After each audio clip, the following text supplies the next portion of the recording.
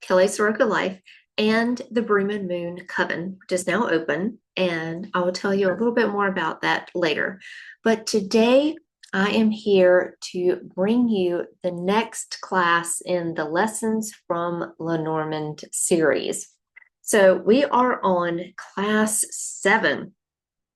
And the cards that we're doing today are number 25, ring, 26, book, 27, letter, 28, man, 29, woman, and 30, lilies.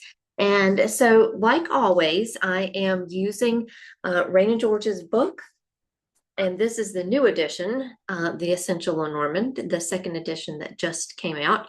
So I have been using this one. I haven't read all of it yet, but I've been finding little gems and jewels and things in here that are really good. And I think maybe at the end, I will, once I read the whole entire book and, find some of the new things that are in it and added, I might do not strictly a comparison, but just maybe some of the highlight some of the things that are in the new book, and so that you can see what's in the book, and if you want to buy this book to use, or if you have the old book and maybe you're thinking about buying the second one, if you think that it would be worth it, then I'll maybe do that at the end. But today, I've just kind of picked up where I was with the old book, and I was reading her card descriptions and then using the cards that we have done already in a spread that she has. And that's one of the things that's definitely expanded in the next one, is the different kinds of spreads. And so I haven't read a lot of the new ones. I've just been kind of sticking to the ones that I had for the already what I was doing for the lesson schedule that I already have. And so I didn't want to change it, and I didn't want to make it to bring in new things that I wasn't going to, that I haven't really studied yet, because all of these others I've gone through, I've read them and I knew them. But again, I'll go back at the end and pick out some of the really good things in it, and maybe do either a separate video or add that to the last one, because we only have a few more classes left. So in this one, we're doing cards 20, 25 through 30. And so that only leaves us with the last cards left. So class 8 will be covering the last of the cards from 31 to 36 and doing the pyramid spread.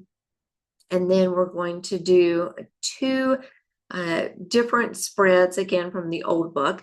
And then we're going to do the grand tableau, the houses, and then maybe with the next one, class 9, the cross spread and changing of fortune. Maybe I'll look at some of those things and add it in class 9. So that's what we're going to do. And you can get this, have a printout for you, and it has a lot of this information on it, some journal pages, and you can download that, and I'll leave that down below so that you can get to that. But let's get started with today's lesson. So like I said, today's class 7. And so let me get my slides.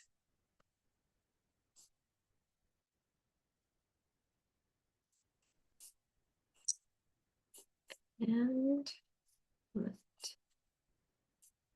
I need to present.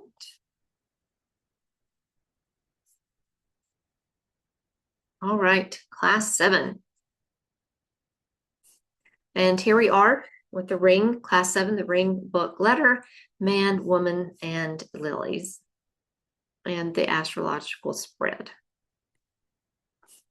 So this is a review of the meanings, and this comes from mostly from the first book of Rana George's, The Essential Lenormand, and how that she, in the book, with each card, there she has lots of different keywords in all of these contexts. So each card, like the card we're going to do today, the first one we're going to do is ring.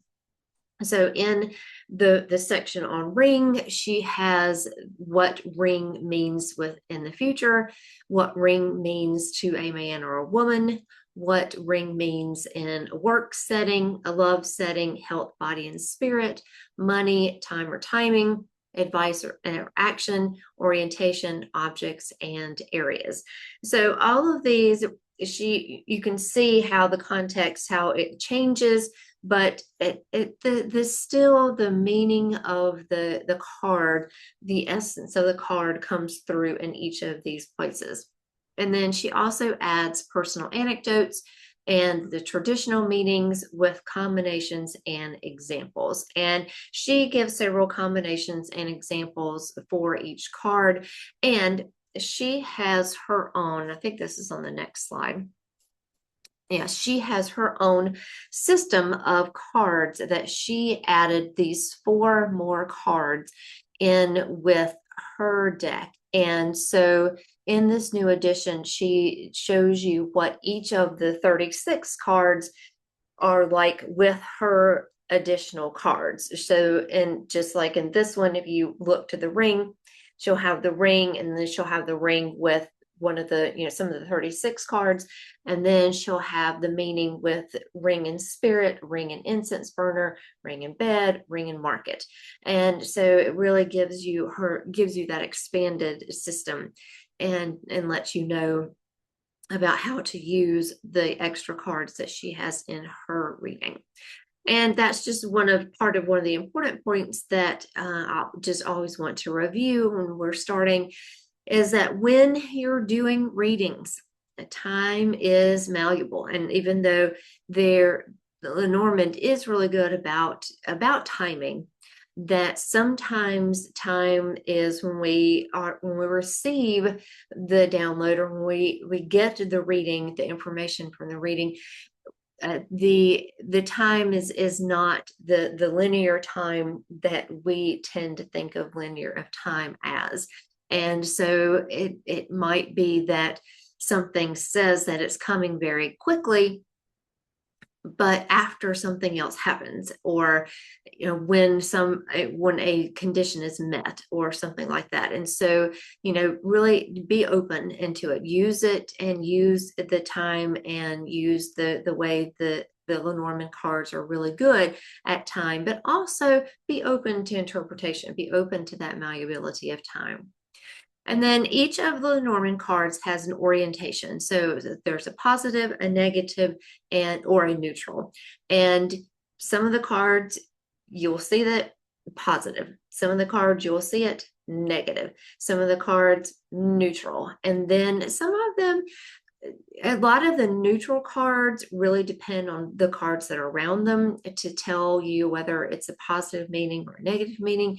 And then even positive or negative cards really depend on the cards that are around them. So as you get to know these cards and see these cards in action, then you'll be able to see how the other cards influence these cards. And the personal anecdotes that she includes, these are things that she says that you will gain over time. So write your readings down, take notes, do a voice memo, do it. I like to do it and make a little video like this, like I'm reading for another person. And so I might say, this is my question, and these are my cards. But I definitely write it down. And if I don't, if I'm not in a place where I can really take notes, then I will do a voice memo or something like that, so that I won't forget. Because just the other day, I guess as I was doing the notes and the slides for this class, I knew that I had done a reading once and using, I think, the Coven card.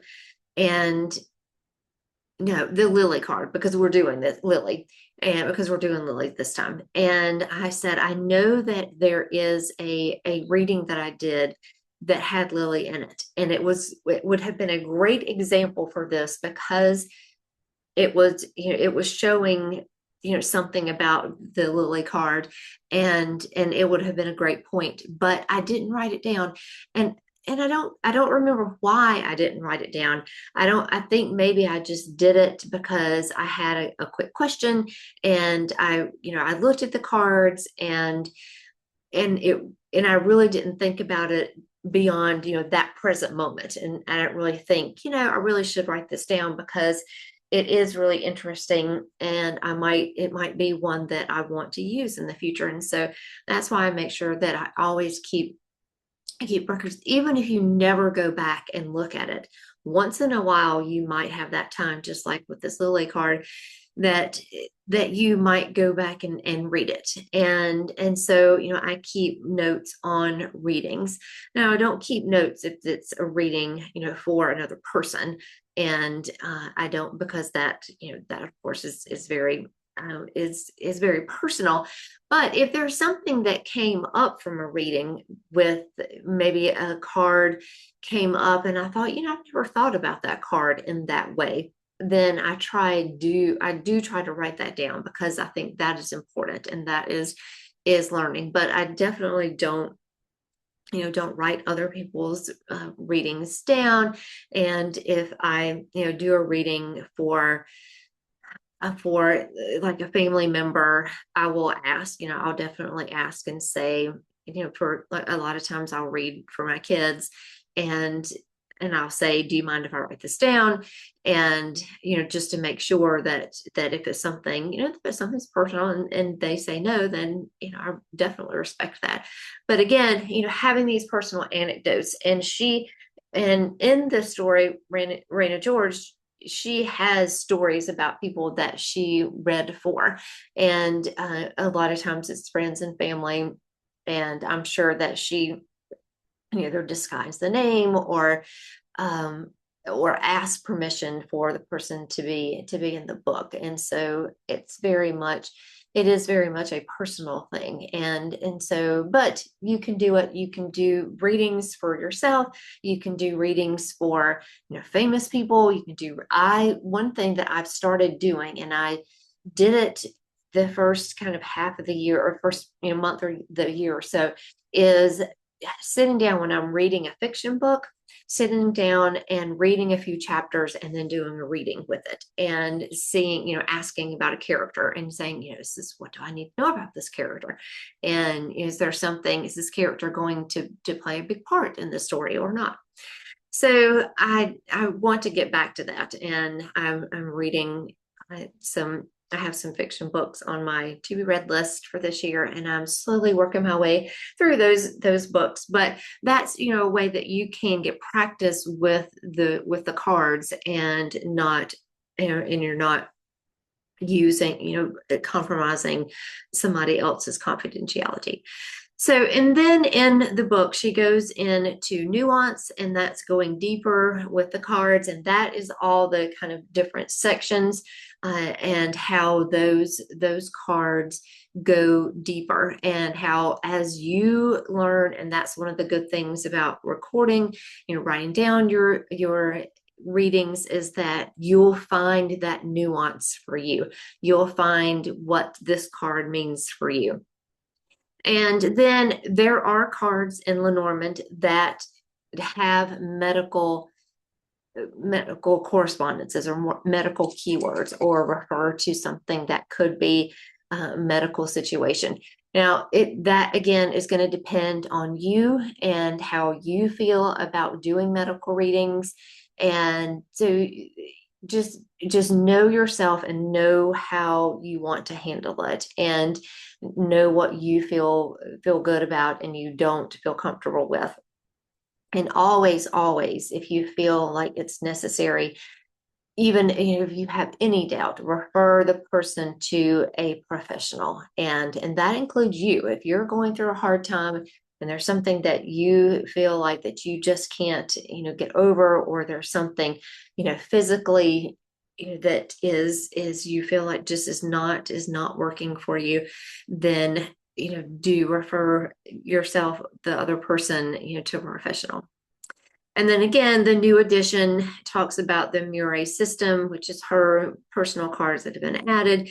There's also expanded reading techniques and spreads. And again, I haven't really gone through a lot of them. There is a section on mediumship. That's one of the things that I did see, but still there's things I'm still uncovering, just like this time.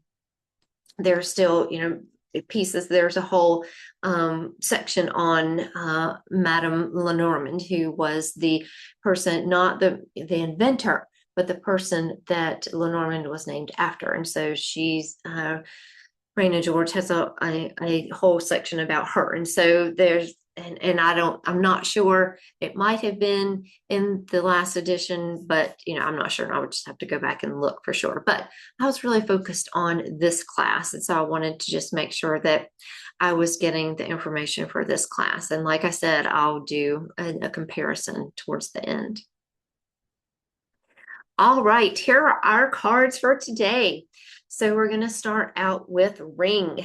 And this here you see, and I have used, and I didn't say this at the beginning, but I am using, this is Rana George's deck here. So this deck, if you bought her deck, you would get this card along with the 36 other cards, plus the four additional cards that she has in her system. And she also has an extra man and a woman, and we're going to talk about, you'll see those in a minute. But these are her cards over here on the left. And then over here on the right is the Wicked Tales Lenormand. And when I started making these videos back last year in October, this was a new deck that I had, and I wanted to use it, and I thought it would be fun, and not realizing that it would be spring when I finally, getting around to doing the rest of the videos. But I think I would, and I was going to use in the beginning, I think this might have been on the information sheet, the Sweet Blossom Lenormand, and I still use that one, and I still like this one. But this deck, I thought, has a very interesting take. It's very different than the traditional. I mean, it's the same, because traditional, Lenormand has a pattern, and it has a set way and set keywords, and the set number 36 cards, which are, the cards. But this one had a little bit of a different interpretation, and I really like it because the guidebook is really interesting, and it's fun, and it's very witchy and paranormal and ghosty and haunted. And even in spring, when I'm doing this now, I think it's a really good deck, and the guidebook is very well done. And I really like having these two, so that you can see a card in a more traditional setting, and then a different take on that card. And you also notice in Rana George's deck that she has the playing card correspondence here. And I'm not going to go into that because it's just a little bit beyond my scope, and I wanted to just focus on the number and the card and the keywords and some basics. And so if you really are into playing cards and you want to do that, then there's lots of information in this book and in other books that and places that you can find that. Okay, so here we have on the left, we have the ring here, kind of the more traditional ring, and then we have the ring over here with the Wicked Tales Lenormand, and I'll talk about that in a minute. Okay, so here are the keywords, and these are just some of the keywords for ring, but I thought these are really good ones to give you an idea. And so the ring can be unity, anything coming together, attachment, unions, and vows. And so specifically, you can see marriage down at the bottom is one of those unions and vows. Now, it can also be joint ventures. So it can be having to do with companies, having to do with your employment, having to do with things that are in that material realm. and it does have to do with valuables or jewelry. So if there, it goes along with the, kind of joint ventures, things coming together, and something being legally binding, like marriage.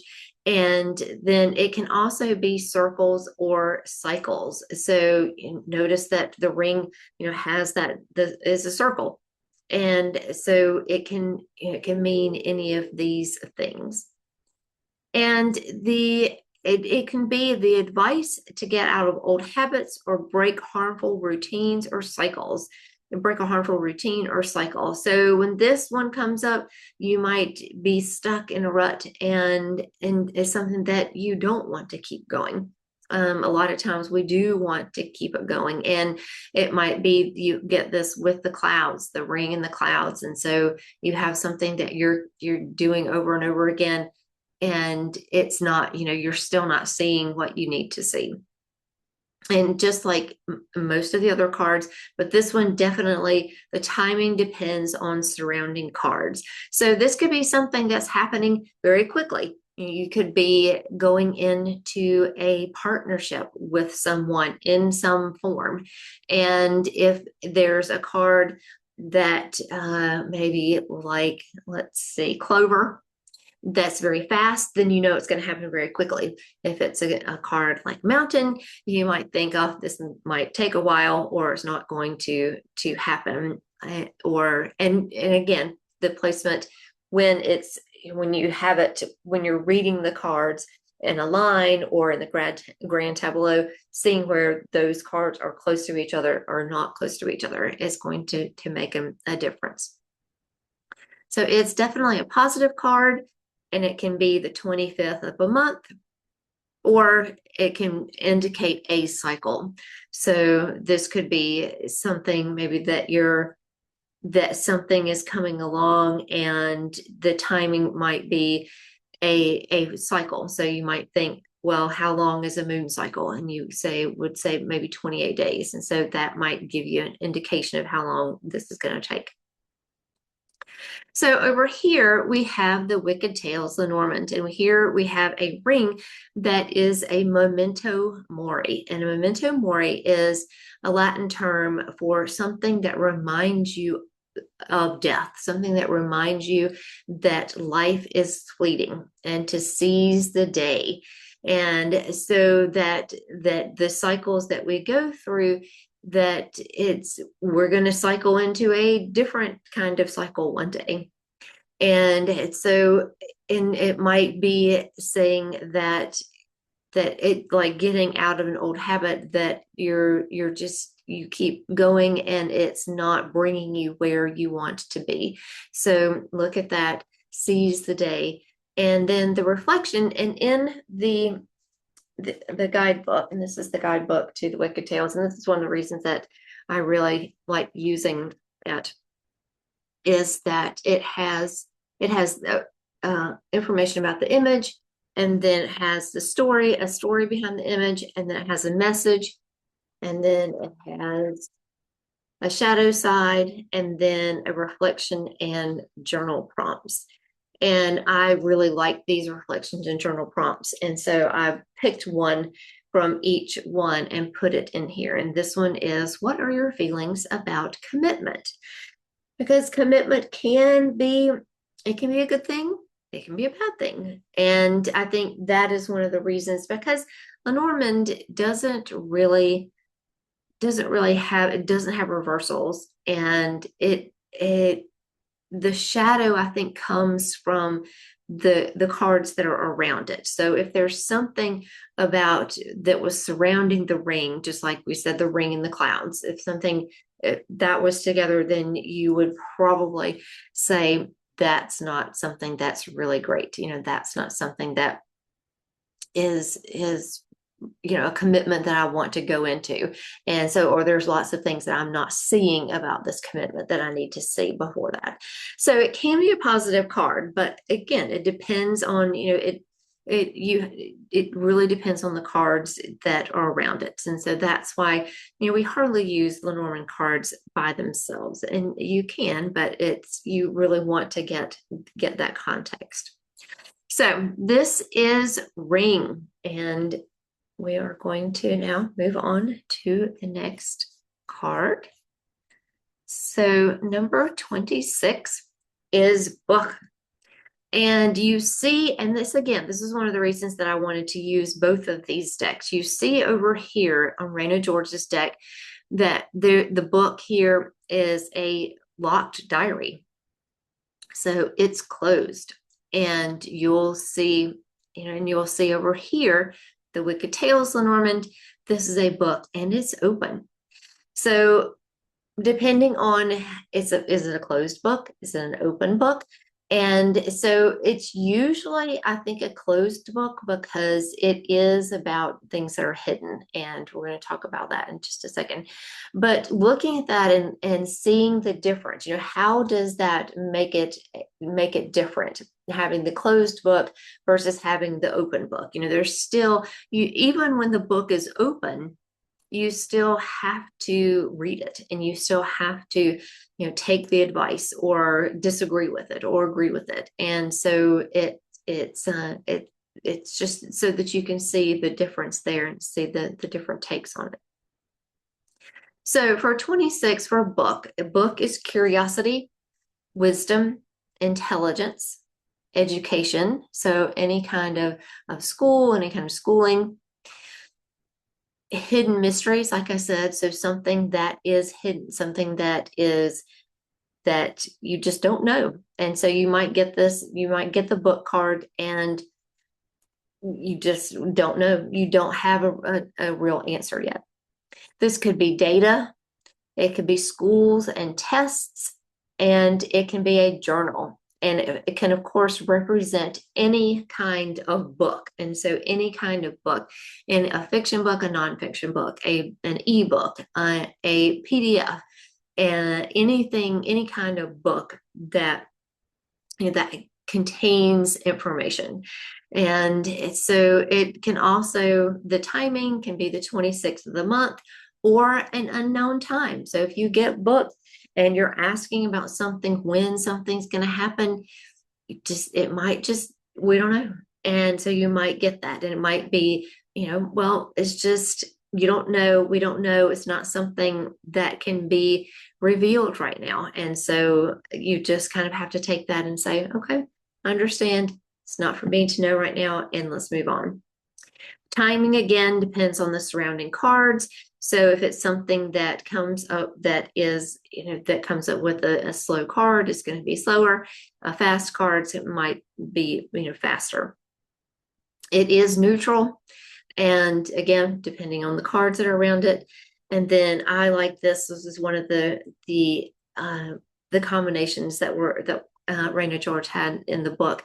And so if you get the book and the star, then it's magic. And I really love that because, all about the magic. So here on the other side with the Wicked Tales Lenormand, you see the book is open and there are little ghosties coming out of it. And so, what does that mean? And how does that make the difference in the reading? And so it could be something that is open, but the person maybe is kind of ignoring the message, and it could be, and this here in the illustration is a grimoire or a book of shadows, and it stresses the importance of training and knowledge. And so the open book is more, I think, instead of something being hidden,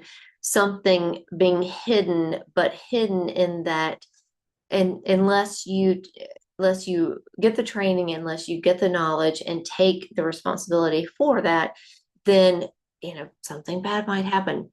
And it would be like trying to fix your computer and not knowing what you're doing, or trying and not having the manual right there in front of you but not reading it. And so looking at the information and making sure that you're taking in that importance of the training and the knowledge. And the grimoire, again, a lot of ancient and older grimoires and books of shadows were made to hide things and to hide things in plain sight. So, a woman, a witch, an herbalist, and, a healer might have had things written down, but written down in such a way that only she knew what it was. And so she kept her own notes and kept her own ways of looking at the world in a magical way. And then the reflection question is, what are a few of your favorite books? And that is number 26 book. And number 27 letter. And here, the letter is pretty much, you can see letter here. This one on Rana George's on the left is a letter written and kind of traditional and with an ink and with a quill. So it's a more older look to it. And here we have the letter with the devil. So the devil is giving us the letter. So let's see what letter means. And so letter can be news, any kind of news or messages, deliveries, memos, reports, email, which takes up, so much of our time these days. It could be awards and certificates, be a resume, or it can be results. So it can be results, any kind of results that you can think of, like medical results, medical test results, maybe results from a test that you've taken. It can be results from a job interview going along with the resume. It can be any kind of results. And then letter here is the actual news. And if you remember, card number 1 is writer, and the writer has to do with news, but it's more a person with the news, because you see the person and the person on the horse, and there's that kind of element to writer. So that, I just wanted to put that in there because I know that is a lot of times, news, and you think, well, news writer with news, and it is, but it's more like the arrival of the news. And this can be news and messages. It can be new or old, or things that are coming, or things that are past. It can be, memos that you need to write, or that you missed, or something like that. So it's more that specific thing. And then the timing, again, depends on the surrounding cards. You look at the cards to see when the news is coming, or if you're waiting for the results of something. And it could be like results of, maybe you put an offer in on a house and you want a little bit of insight on how that might go. So you might do a reading and put the letter out there, and draw a few cards after it and see, if it's something, if you get a house, then that's a good sign.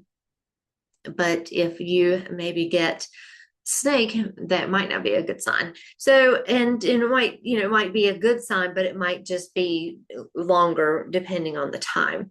So looking at the timing. And then letter is neutral, very much dependent on the cards around it.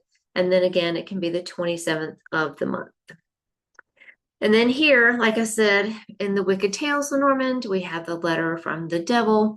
And this could be just like email and social media or especially email, but things that we can get that people kind of hide behind sometimes. And so we have these online trolls, and so we might get an email that is just it was just, people were furious with you, and they, instead of, calling you and talking about it, then they just send this very, hasty email, and the message just doesn't really get across.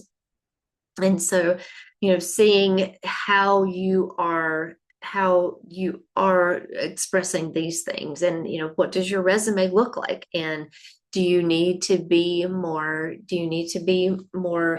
outward in your resume, and really talk about yourself, and really, say, I'm really good at this. And the reflection question is, what are a few of your communication strengths? and weaknesses. And that kind of ties in to very much to the letter as the news or deliveries and how you communicate. All right, so that is 27, and that is letter. Then here we have man, and you'll sometimes see this as gentleman, but here this is number 28, and this is and you see Rana George has two men, and this is the man from the deck, and then this is the extra man that goes along with her system and the Murray system, the extra ones. But here we see the man, and we see that this is the masculine energy, the male person. And the man and the woman are very important because they are you, or your querent, the person that you're doing the reading about or for. And so these are very important cards because, and especially when to get to the grand tableau, they're important. So it could be something that is indicative of a boys' club, and that might be something that's good, that just means boys are getting together, or it could be that kind of like standoffish kind of thing where that women are left out. It could be more left brain, practical, logical, and it can mean the significant other of whoever the querent is. And so if if you have a man and a woman and that are married, and say if I did a reading for myself, I would be number 29, the woman, and I would put myself as the querent, and the man would be my husband, the significant other. So when I laid out the grand tableau, it's very telling how close those cards are to each other, and we'll get into that with the grand tableau. But just wanted to say, and I talk about that here, placement in the grand tableau is important when you're using the man and the woman as the querent, or the man or the woman. And so this one can be, again, the 28th of the month. It's a neutral card. Timing depends on the placement and surrounding cards. So very much depending on where it is in the layout, what cards are around it, and so forth. Now here, and this is again a reason that I wanted to use this deck, because here 28 is Ghoul 1. And you'll see that in the 29 is Ghoul 2. So we have a 1 and a 2. So, and this is really, really fun. And it makes the deck very flexible in that you can use the Ghoul 2 or either one to represent all kinds of relationships. And you can kind of decide what kind of energy that you want to be in it. And so if it comes up that you feel like that this Ghoul is more masculine energy or feminine energy, then you can go with it that way. And if it's just energy, and however you want to use it. And so this is why here, there's the forest creature, this little forest creature in this one, and it's the energy of the reading. And then the reflection here is, how do you recharge when you feel exhausted? So this card, the Ghoul 1 or the Ghoul 2, looking at the cards around it, it can really tell you what that energy is. Is the energy more masculine? Is it more feminine? Is it more nature? Is it more that it's being drained? Is it more that it's being uplifted? And so that's why when we talk about the grand tableau, you'll be able to see kind of these cards in action and see how they work. So the 29 is very similar, just with the woman, with a feminine energy, a female person. It can be the querent. If you have someone that is the woman, and then you can have the querent as this card, and it can be the significant other of the querent. It's more right-brained with emotions and feelings, intuitive, and it could be indicative of a woman's gathering, somewhere where women are likely to be. And the timing, again, depends on the placement and surrounding cards. It can be the 29th of the month. And again, it's neutral, and the placement in the grand tableau is important. So these cards kind of work hand in hand with when you're looking at a grand tableau, and you can see, which one represents you, which one represents, and if you're doing, and they can be flexible. And so here, looking at Ghoul 2, you see this spooky person here, indicative of the energy of the reading, and the reflection here is what is a social situation that energizes you. So you can look at the energy surrounding this card to see what is happening. And so these are two that you can use as if you want to have a significator card. Like if you want a card that represents you, you can use one of these. And then depending on what cards are around them, you can kind of tell who the other person is. And if you're asking, like if I'm doing a reading for myself, most likely the other person is going to be my husband. If I am doing a reading about my business, then the other person could be a business partner or someone that I need to take on as an advisor, or someone that is going to be a mentor. Or if it's looking at maybe you're going on a trip, then this could be someone that you meet. It could be someone that you meet on the trip. It could be someone that is your travel guide. So it takes on different, doesn't necessarily have to be the other person, but you can then use the masculine and feminine energy to kind of hone down, is this a person that maybe you have a question about at work, and you think, there's somebody that I think is just really not supportive of me, but I don't know who it is.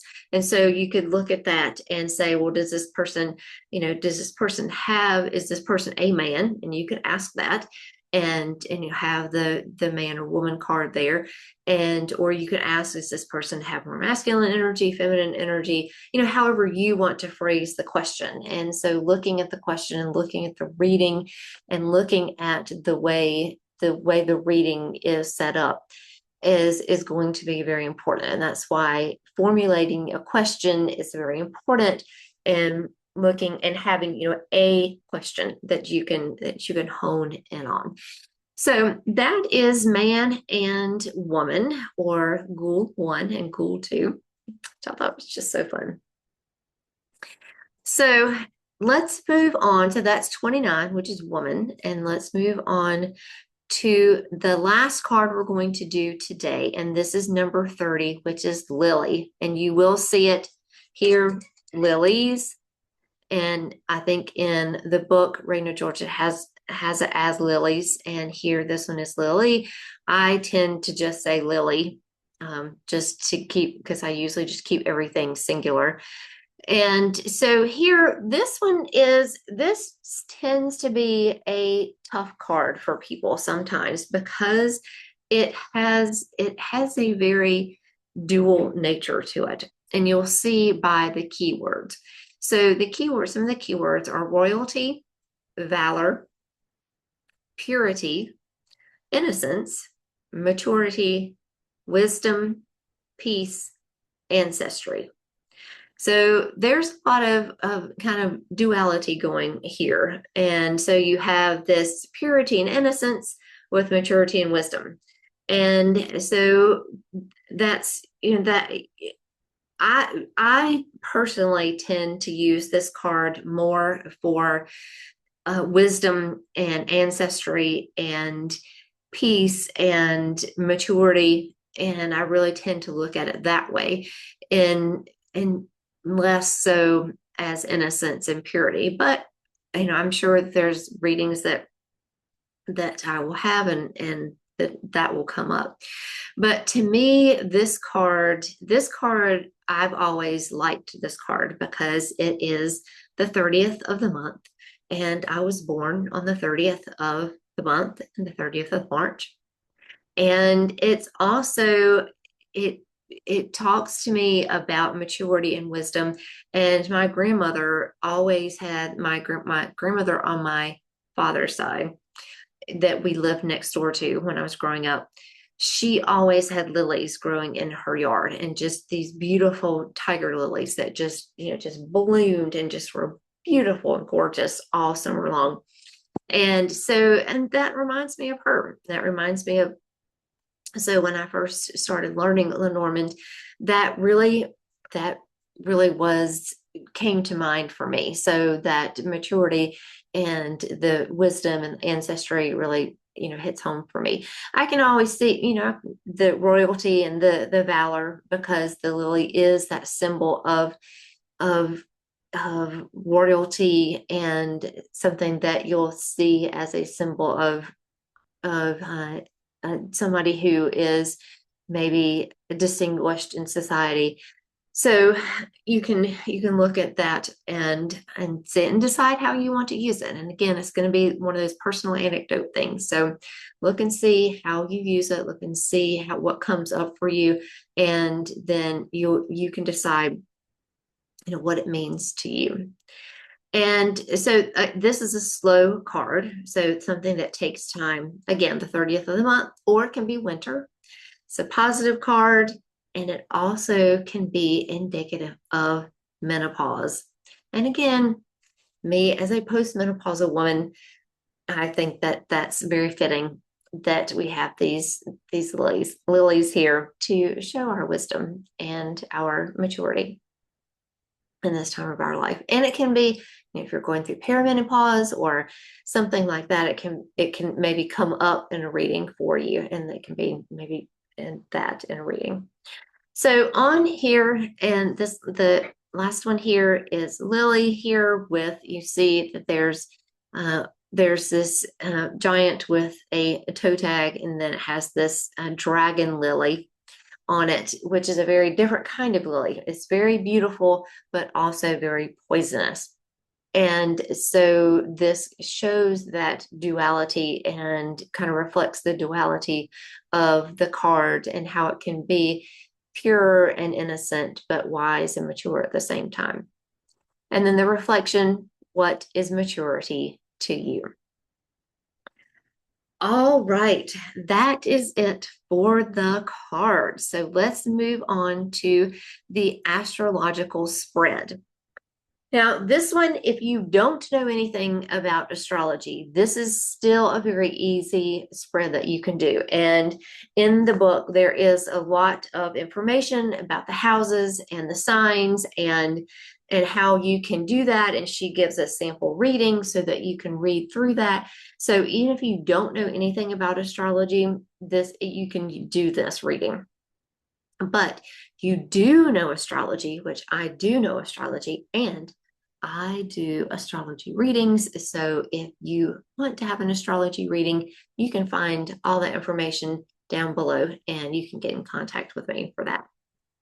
But anyway, getting back to the reading. So this is a reading with the 12 houses of astrology, and it is very flexible. You can use it for a year ahead spread. Maybe you want to just look at the year ahead, and maybe you're looking and say maybe you want to go maybe next year for 2027. You want to pull a card or cards for each of the months, and you can put it in, you can correspond it with the houses, like house 1 is for January, house 2 for February, and so on. You could do this on a birthday or an anniversary, looking ahead to things that are happening in the year that is coming up. You can use it with correspondences with the natural chart, and that's what I'm going to show you on this next slide. And I don't tend to do it that way because it ties the houses with the signs. And while there is a lot of correlation between the houses and the signs as they go through the chart, house 1 is not always Aries. And so, and like my house 1 is Sagittarius. And so it's very different when you have a different house there and you're trying to put house one, Aries, Sagittarius. And so it gets very muddled. But I'll show you how to do that. And that's what we're going to look at because that's how it's done in the book.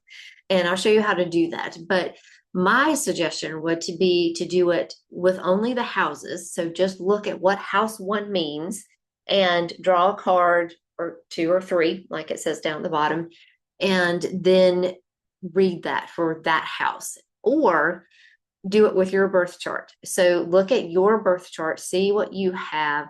So I have my Aries is in my fifth house. And so I would look at my fifth house of Aries and draw one, two, or three cards with it, and then do that reading. And so this you can do it with your own birth chart and get a really good reading with it. You can do it as a seasonal spread with the astrological year. So you might, like we just had the spring equinox. So you might want to do, the spring, start with the spring equinox and, do the spring signs, Aries, Aries, Taurus, and Gemini. So you might want to do those houses or those signs. And you can do it as support for an astrology reading. So if you're reading something specific like in your chart and you want to draw some cards for that, you can do that. And I would do that if you're looking at something, maybe you have a transit coming up or maybe a Saturn return coming up and you want to look at that. And so you would do that. And you could do the one, two, or three cards from there and get a reading for that. But let me show you what it looks like. And so I did this for me. And so I did this according to the book. And I just drew one card so that it wouldn't get very, very complicated. But here I looked and you can see here's house one, and which does in the natural chart correspond with Aries. And so that's what I did. But for house one, I got woman, and I thought that was great. I have, house one is Aries. I'm an Aries sun and identify as a woman. So, I thought this was really good. This is telling me that in my house one, well, I have a pretty good sense of self. I have a pretty good sense of who I am because house one is about yourself and about you. And the message there is to focus on my femininity and focus on my feelings and emotions in this coming, however long I want to look at this. And so house two is associated with Taurus, but house two is about your values, things that you value more materially, but also your values as a person. Like what are things that you value and things that make you comfortable, things that make you cozy. And here, my house too, I got a man, and my husband, he makes me cozy, and he's part of, he's a big thing in my life that I value. So that is, to me, that message is to make sure that I don't get busy with other things and not pay attention to our relationship, because that is something that I value. So house three down here is associated with Gemini, and house three has to do with neighbors and short-term communication and kind of close communication. It could be siblings, it could be your neighborhood. And so here I have the whip. And so since the whip is things that are happen over and over again, then this might be something that I want to really communicate with other people around me and make sure that I'm clear, make sure that I'm not saying things too many times, but then also, and that's a good one, is making sure that I'm not over communicating, and the whip can be that.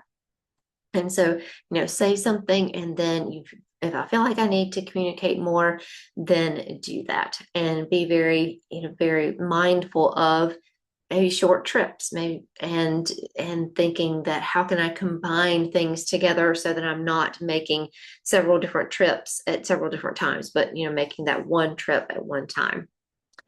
So house 4 is associated with Cancer, and house 4 is about those things that are kind of underneath, the things that support us, our home, the things that we feel safe and protected by, and emotions, and the things that our ancestry and our heritage, our roots. And so here I got bear, and bear is, I like, that to me is the mama bear card, that card of, taking care of things and taking care of my family.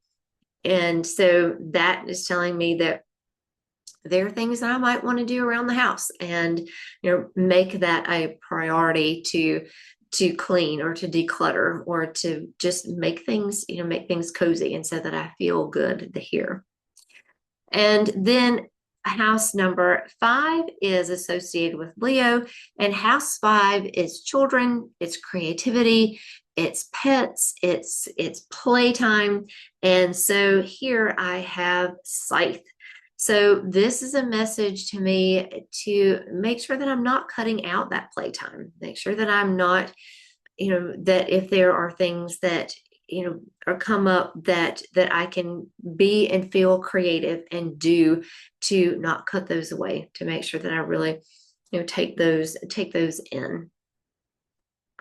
And so house 6 is associated with Virgo, and here I have the star. And house 6 is routines. It is things that you do kind of on a daily basis. It's the habits that you have. It's the things like your workout schedules, menu plans, things like that. And so here I have the star. And the star is, what do I wish? What do I want excuse me, what I want these routines to look like? What do I want my habits to look like? And so, what needs to happen to make that happen? And then house 7 is associated with Libra, and house 7 is partnerships and marriages and things where that you're working together. It could be a business partnership. And here I have the heart.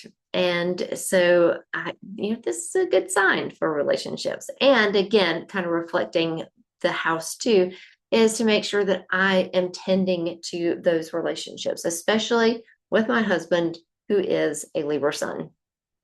So that is, that's kind of there. And, to nurture other relationships, and to make sure, like with my kids, and to make sure that I'm,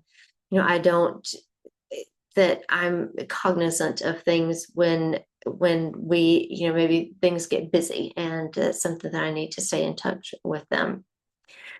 So house 8 is associated with Scorpio, and it is about, you'll hear kind of people say, sex, death, and taxes. And so it's kind of the hidden things, that things that are kind of almost taboo in society, things that are necessary, and that we want to have as good, have good relationships with. And so here I have bouquet. And so that, that's a positive card there. It's a very, it's a gift. It's a gift of, giving myself and giving that intimacy to other people. And so, and specifically with, since, I have heart in the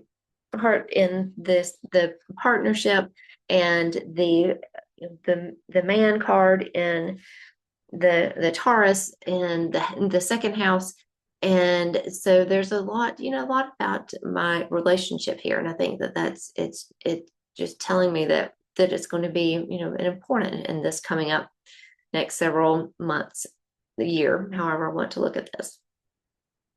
So house 9 associated with Sagittarius, and house 9 is about higher education, travel, cultures, reading, learning, any kind of knowledge and wisdom. More specifically, religion in, like going to church or reading the Bible, or practices like Buddhist practices and things like that. And so here I have mountain. And so in the ninth house, the mountain, that is, to me, that is telling me that there's still lots of things out there to be learned about, and that, growing something and growing knowledge and growing my horizons is not just something that's going to happen overnight, that it's going to take a while, and maybe that this is something too that is going to be important in this coming up year. Okay, so we're almost there. So house 10 is associated with Capricorn, and house 10 is career. Your career, what you do for your work, your reputation, how you're seen by other people, and things that, in the way that you want to be seen. And stork, there is, it's movement, something new, something new. And again, the stork here is letting me know that I am starting the Broom and Moon Coven. I'm starting a new venture out there. And so that's going to be the thing that it's going to need tending along with my relationship and my business needs tending as well. Okay, moving to house 11. House 11 is associated with Aquarius, and this is more relationships that you have that are more surface levels. So this is friends that you might have online, friends that you might do volunteer work with, or groups that you just get together with, maybe a few times. Maybe you have a dinner club that you go to, or you have a knitting group that you see every so often, or a group that gets together online, like a Zoom group that you get together with, or those kinds of circles and those kinds of relationships. And here I have coffin. So something is ending. So this might be something that I've been working on. Maybe, I decided to, not to do some type of social media. And so that is is going away. Or it might be a group that I've been in that's changed or transformed, or is just no longer, it just doesn't fit. And so, that's maybe one of the things that I need to look at, and thinking if I'm going to have time for close relationships and with my family and my husband, and working with business relationship, and really deepening that connection with the coven and the members in the coven, then there might be other things that are not, that aren't just don't need that attention for right now. And so then house 12, we're going to at the end. So house 12 is associated with Pisces, and here I have snake. And house 12 is intuition, and going in so that you can connect on a higher plane. It's that very nebulous place of places that sometimes that we don't want to be. So it might be something like a prison or an institution or a hospital. And so, but it's a place of healing, of a definite transformation here in this 12th house. And I have snake, which is, which it can be something that is, it could be something, maybe I was looking for, a place, maybe I was looking for a new doctor, or something like that, then I might, if I have this here, I might think, I really need to be careful, because there's lots of people that make claims out there that aren't really true. But here, to me, the snake is about transformation, and it's about changing things changing, because the snake sheds its skin. And so this is something that that's going to be changing for me. Maybe my idea of spirituality or my intuitive abilities are going to be changing. And it's going to be something that is transformative for me. So this again, very simple, and I did it like it is in the book, and you can get that, and you can do this for yourself. You can find this, you can print this off if you want, take a screenshot of it, and just use the center part if you are not into astrology and you want to just play with this. And again, I did these just one card. And if I were to do this, if I were really going to look at my chart and get, maybe I wanted to do with my birthday coming up, maybe I wanted to do one for the months that are coming up. So I would do that, and I would start with my birth month, and I would draw 3 cards for each one, and that's how she does it. And the sample in the book is like that. So there are 3 cards for each one. So she's taken Aries 1, the first house, and drawn 3 cards for a person, and then read them all the way around. So you with all the cards, and it's really fun, and it's really fun to do, and you can do it as an astrological spread.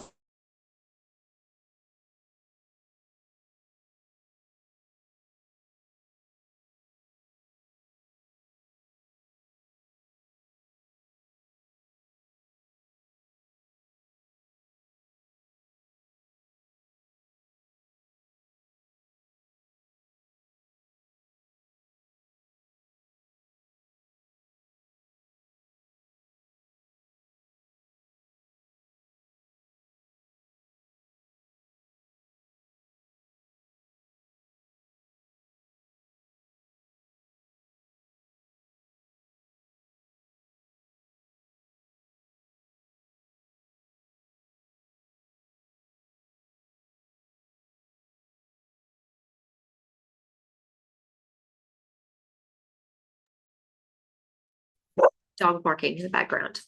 So I'm almost finished, almost made it to the end. So for class 8, so hopefully, again, I'm really hoping to get this out sooner than it's taken me these last ones, but maybe not. So in the next month or so, for class 8, we will get to the last of the cards. So we will do card 31, which is sun, 32, which is moon, 33 key, 34 fish, 35 anchor, and 36 cross. And then we will do the pyramid spread, which in the new book is pages 399 to 401. So this, I hope that, and I'll stop sharing. I know this is a long one, but there's just so much, and this just is only the tip of the iceberg. But I hope that you're getting a really good feel for Lenormand and how great it is. And I really wanted to do this because the cards are so different than tarot or any other cards that are out there. And it's a beautiful system. It's wonderful to work with.